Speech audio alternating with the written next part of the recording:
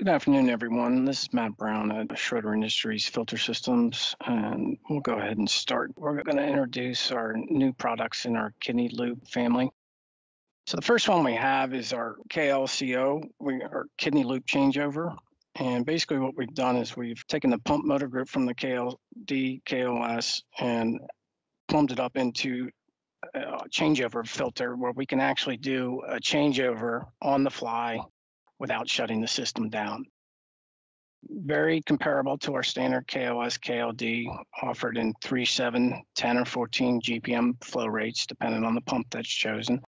And we offer it in Viton and Buno seals. Now, this gets into more specialized where somebody cannot actually shut down the kidney loop to change the filters out, is when this would actually be used. And with our KLS, KLD medium viscosity, what we've done is we've taken the same pump motor group off the medium viscosity cart, plumbed it up to K9s that we offer in 9, 18, or 27-inch lengths. We're actually using some hard plumbing in there versus some hoses.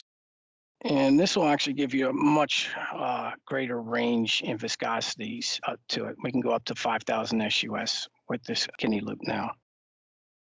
Some of the features that you're going to see with it, one thing that we really wanted to stick to was get the high capacity elements to it. So the KLS, KLD, KLS, KLD medium viscosity still use the K9s, and we can offer those in geo seals or standard seals. But when we go to the changeover, that's going to be very specific where they can't shut it down. And on our changeover, those elements have a little bit less capacity to it, but it does allow them to make a changeover where we're actually opening before we close down that one element so they can change over on the fly for it. We have our flow rates there, 3, 7, 14 on the KLS, KLCO, and then the KLS medium viscosity, they're at 6 and 10 GPM, up to 5,000 on it with the filters that we just discussed. Now, the KLCO we've found several applications where due to specs, and this is in the power industry and on certain gearboxes, where we could not do any type of shutdown to it. And if they popped an element, they had to do an immediate changeover to it. And that's where we offered this one into it. It's somewhat specialized, but we're seeing more of that request. And so that's why we decided to offer that as a standard product now.